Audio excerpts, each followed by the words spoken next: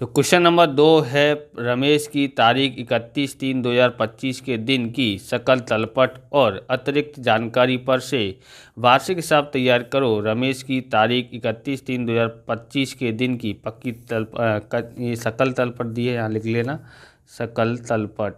Okay, सकल तलपट दी गई है। उधार शेष रकम, जमा शेष रकम मैं पढ़ के सुना देता हूँ जिससे आपको पता पड़े।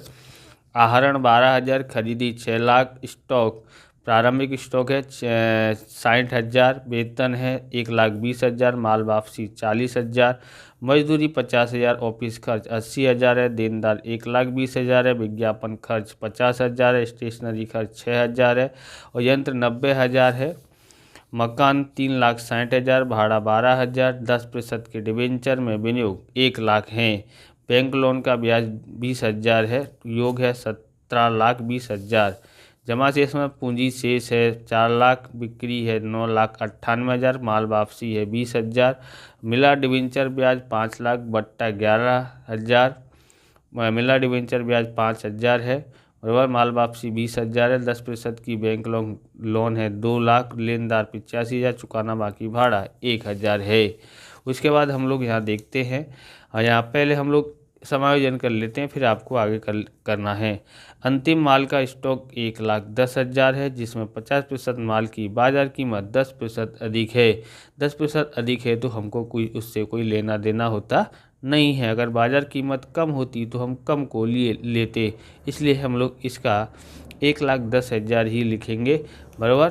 क्या बोलते हैं, अंतिम माल का स्टॉक कहाँ लिखा जाता है? एक तो व्यापार खाते में लिखा जाता है 1,10,000, और हमको पक्की तलपट में लिखते हैं अंतिम स्टॉक 1,10,000।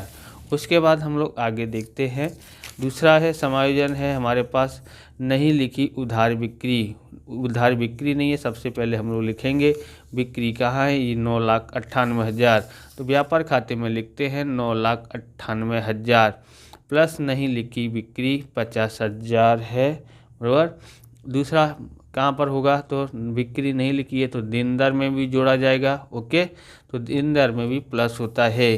तो हम लोग देखते हैं देनदार यहाँ है पक्की तलपट के संपत्ति लेना साइड में, तो यहाँ देनदार है 1,20,000 प्लस नहीं लिखी बिक्री 50,000, 1,70,000 होता है, और कुछ समायोजन नहीं दिया था इसलिए यहाँ के बदले हम लोग यहाँ लिख दिए हैं। ओके, उसके बाद देखते हैं, उसके बाद है हमारे पास चुकाना शेष मजदूरी। तो मजदूरी देखते हैं, मजदूरी है 50,000, मजदूरी व्यापार खाते में लिखते हैं इसलिए व्यापार खाते में लिखा है मजदूरी, प्लस चुकाना बाकी मजदूरी 10,000, कितना हो जाएगा 60,000 हो जाता है। ओके, आगे भी कुछ दिया है तो उसको भी बाद में करेंगे, देखेंगे। सबसे पहले चुकाना बाकी मजदूरी कहाँ लिखा जाता है, तो चुकाना बाकी मजदूरी दायित्व में लिखते हैं, तो यहाँ लिखते हैं चुकाना बाकी मजदूरी 10,000। ओके, उसके बाद हम लोग आगे देखते हैं, फिर उसके समायोजन नंबर दिया है 5वां, तो यंत्र स्थापना की मजदूरी 5,000 भूल से मजदूरी खाते में उधार की गई है, तो मजदूरी में से इसको घटाएंगे। तो सबसे पहले मजदूरी 50,000 है जो हमने यहाँ पर व्यापार खाते में लिखा था, माइनस करेंगे यंत्र स्थापना की मजदूरी 5,000, तो कितना 60,000 में से 5,000 घटाते हैं तो 55,000 हो जाता है। तो इसके ऊपर यंत्र के ऊपर भी असर होगा, तो यहाँ पर संपत्ति लेना तरफ हम लोग देखेंगे, यंत्र है 90,000 का, प्लस यंत्र स्थापना की मजदूरी 5,000 यंत्र में जोड़ेंगे तो 95,000 का यंत्र हो जाता है। ओके, आगे हम लोग देखते हैं, तो दोनों एंट्री हो चुकी हैं उसकी। अब हम लोग देखेंगे चुकाना शेष मजदूरी हो गया, नहीं लिखी हुई हो गया, सबका समायोजन हमने कर दिया है पांचों का। अब हम लोग ये देखते हैं, तो एक खरीदी का लिखा जाता है व्यापार खाते में, तो खरीदी लिखा है, फिर खरीद वापसी इधर लिखा है, तो जो खरीद इधर साइड है तो खरीद वापसी इधर साइड है 20,000, 20,000 घटा दे तो 5,80,000 आता है। फिर हम लोग देखते हैं यहाँ पर स्टॉक, प्रारंभिक स्टॉक है 60,000, तो प्रारंभिक स्टॉक यहाँ पर लिखा है व्यापार खाते में लिख देते हैं।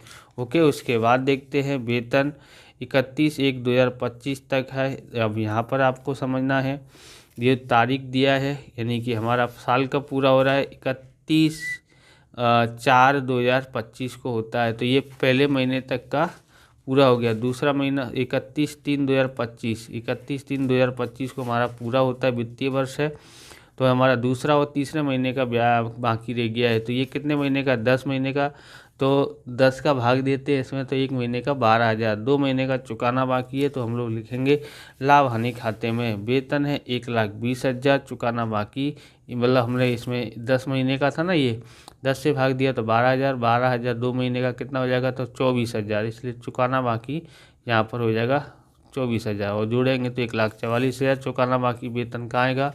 और दायित्व की तरफ आएगा पक्की तलपट में, तो ये पक्की तलपट है, वहाँ लिखा है हमने चुकाना बाकी, बाकी वेतन चुकाना बाकी, ऐसा लिख सकते हो, चुकाना बाकी वेतन, है ना।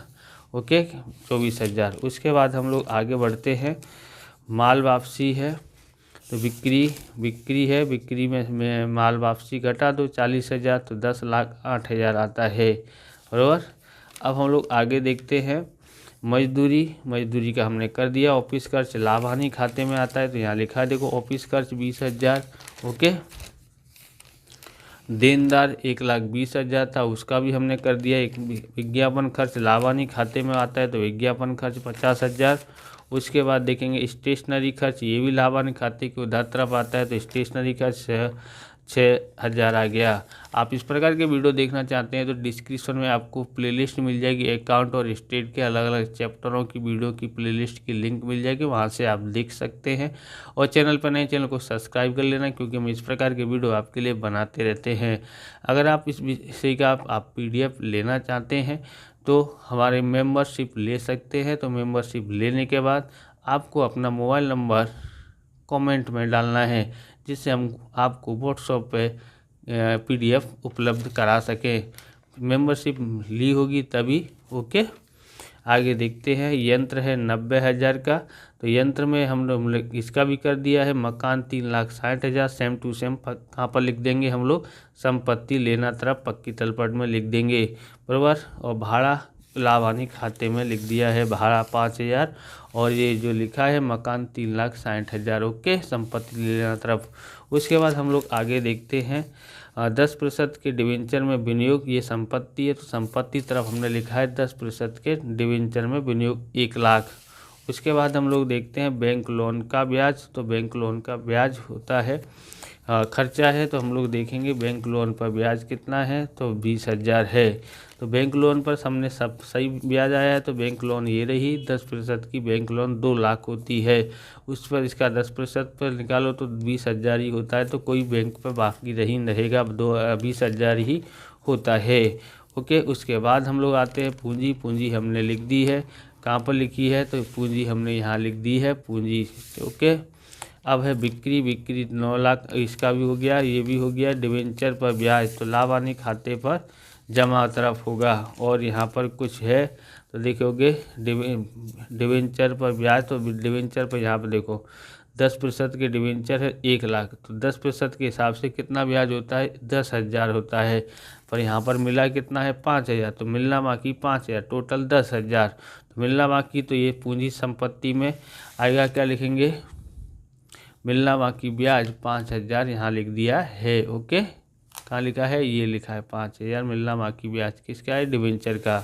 ओके, उसके बाद हम आगे देखते हैं, फिर हम लोग देखते हैं 10 बट्टा आएगा लाभ हानि खाते के जमा तरफ में, बराबर, प्राप्त बट्टा, बराबर। आप ये देखेंगे, देखो ये जो है ना सेम टू सेम क्या होता है कि आपको सिर्फ ये तैयार करना है कि ये लाभ हानि खाते में आता है कि व्यापार खाते में, क्या संपत्ति तरफ। व्यापार खाते में देखोगे तो उधार का उधार तरफ ही आता है, जमा का जमा तरफ ही आता है। ऐसे लाभ हानि खाते में उधार रकम उधार तरफ, जमा रकम जमा तरफ। इसमें भी देखोगे बट्टा है, जमा है, तो जमा तरफ ही आया है। ओके, आता है। लेकिन संपत्ति में क्या होता है, उल्टा होता है। सब लोग वैसे संपत्ति में देखोगे ऐसे नियम से, तो इधर जो होता है ना, इधर साइड जमा है, इधर साइड उधार है, बराबर। यानी संपत्ति की उधार बाकी होती है और पूंजी दायित्व की जमा बाकी होती है, इस तरह से आपको समझना है। ओके, उसके बाद हम लोग आगे बढ़ते हैं। 10% की लोन, तो 2,00,000 है, 2,00,000 है, तो कहाँ पर आएगा, तो ये दायित्व है, दायित्व की जमा बाकी होती है, तो दायित्व की तरफ लिखेंगे 10% की बैंक लोन 2,00,000। ओके, लेनदार, तो लेनदार भी जमा तरफ है, ये तो यहाँ भी लेनदार कहाँ पर आएंगे, ये रहे लेनदार 85,000। फिर चुकाना बाकी भाड़ा कहाँ पर आएगा, तो यहाँ पर आएगा चुकाना बाकी भाड़ा। ओके, जहाँ पर है वहाँ पर, कहाँ पर है, जमा तरफ, यानी कि हमारा भाड़ा क्या है, दायित्व है, तो इसलिए यहाँ पर आ गया। ओके, पूरा हो चुका है। अब हम लोग करते हैं आगे, सब समझा दिया है। अब हम लोग ये देखोगे तो इसका टोटल 11,18,000 आया है, और 11,18,000 में से 60,000, 5,80,000, 55,000 घटाते हैं तो 4,23,000 आता है। इसको लाभ हानि खाते में ले जाते हैं। बराबर, कहाँ ले जाएंगे, लाभ हानि खाते में। जैसे लिखने का कि कहाँ ले गए हम लोग, जैसे हमने यहाँ पर लिखे नहीं, लिखोगे अगर पूरे पूरे नंबर चाहते हैं तो लिखना कि लाभ हानि खाते ले गए। तो लाभ हानि खाते लेते आते हैं 4,23,000, तो यहाँ नीचे क्या लिखने का है आपको, क्या, और ये भी लिखना, नहीं तो नंबर कट सकते हैं, जैसे सेम टू सेम लिखा है। क्या लिखना है कि व्यापार खाते से लाए। ओके, इन सब का टोटल करते हैं तो हमारे पास 4,44,000 आता है। 4,44,000, 3 जीरो है यहाँ पर, ध्यान रखना है। ओके, उसमें से हम लोग ये 1,44,000, 80,000, 50,000, 6,000, 12,000, 20,000 घटाते हैं तो 1,32,000 शुद्ध लाभ आता है। तो यहाँ लिखेंगे पूंजी खाते ले गए। क्या लिखेंगे, पूंजी खाते ले गए। पूंजी खाते लेके जाते हैं यहाँ पर। ओके, पूंजी है 4 लाख, पूंजी पर ब्याज नहीं दिया है तो डैश कर देंगे। शुद्ध लाभ 1,32,000, जोड़ते हैं 4 लाख और 1,32,000 तो 5,32,000 आता है।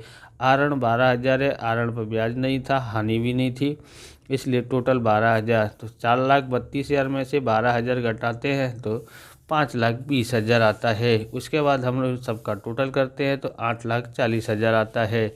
इधर से भी टोटल करोगे तो ये सब है, टोटल करते करते करते लेके आएंगे यहाँ पर तो 8,40,000 हो जाता है। बराबर, इस प्रकार से ये वीडियो पूरा होता है। अगर आपको हमारा वीडियो अच्छा लगे तो लाइक करें, शेयर करें, कमेंट करें। चैनल पर नए हैं तो चैनल को सब्सक्राइब करें। मिलते हैं नेक्स्ट वीडियो में। जय हिंद, जय भारत, वंदे मातरम।